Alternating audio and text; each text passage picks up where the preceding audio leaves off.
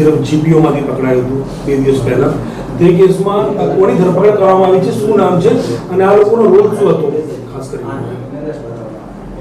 જી, 2 દિવસ પહેલાં જે એસઓજીની જે ટીમે જીપીઓ ખાતેથી ઓલમોસ્ટ 60 લાખ જેટલા કિંમતના જે કબસિરફના જથ્થો એનડીપીએસ એક્ટ હેઠળ કબજે કરવામાં આવેલા હતા, એમાં જે હેલ્થકેર કંપની હતી એટલે પ્રામા હેલ્થકેર કંપનીના જે 2 સંચાલક છે જેને આ જથ્થો મંગાવીને અને નોર્થ ઇસ્ટ અને બીજા રાજ્યોમાં મોકલવાની તૈયારીમાં હતા, એના વિરુદ્ધ એને અરેસ્ટ કરવામાં આવેલા છે. અને આ બંને જણા આ કંપનીના પાર્ટનરશિપમાં એનું નામ છે અને હાલ એની ઉપર આગળની ઇન્વેસ્ટિગેશન ચાલુ છે.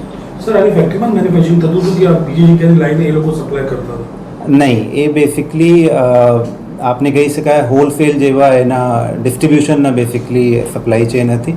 મેન્યુફેક્ચરિંગ જે ડ્રગ્સ અત્યારે આપને જે કબસિરપ પકડાયા છે એની મેન્યુફેક્ચરિંગ હિમાચલના કોઈ જે ડ્રગ્સ મેન્યુફેક્ચરિંગ કંપની હોય છે એમાં થયેલી છે. જે એમાંથી કેટલાક જે કબસિરપની બોટલ્સ છે એ મિઝોરમ ખાતે મોકલવાના હતા એવા આપને પ્રાથમિક જે ઇન્વોઇસીસ મળ્યા છે, જે ડોક્યુમેન્ટ્સ મળ્યા છે એના ઉપરથી ખ્યાલ આવે છે. અને મિઝોરમમાં બીજી કઈ જગ્યા ડિસ્ટ્રીબ્યુશન થવાના હતા અથવા બીજા કોઈ રાજ્યમાં પણ મોકલવાના હતા કે કેમ, એ બાબતની ત્યાંના લોકલ ફૂડ એન્ડ ડ્રગ્સ અને જે લોકલ એડમિનિસ્ટ્રેશન છે એના પાસેથી એ માહિતી મંગાવીને અને આગળની તપાસ કરવામાં આવશે.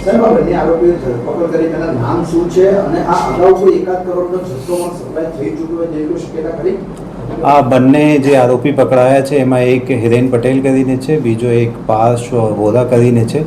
અને પાસ્ટમાં એના તરફથી કોઈ એવો જથ્થો કોઈ જગ્યા મોકલવામાં આવ્યા છે કે કેમ, એના ઓફિસના જે આપણે સર્ચ કરીને જે ડોક્યુમેન્ટ્સ વગેરે કલેક્ટ કરવામાં આવેલા છે એના ઉપરથી હાલ આ એંગલ ઉપર પણ તપાસ ચાલુ છે.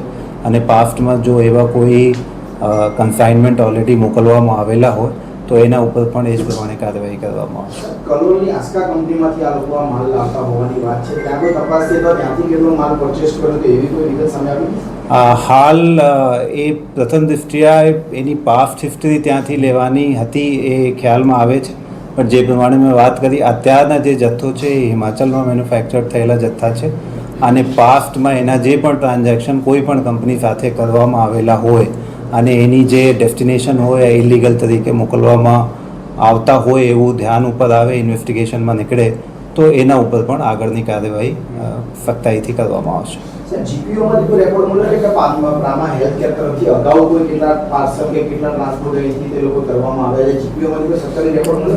એ આપને કલેક્ટ કર્યા છે ડોક્યુમેન્ટ, એ ઇન્વેસ્ટિગેશન હાલ ડેવલપમેન્ટ ઉપર છે. એમાં ફર્ધર કોઈ ડેવલપમેન્ટ હશે તો આપને ફરીથી એ બાબતની જાણ કરવામાં આવશે.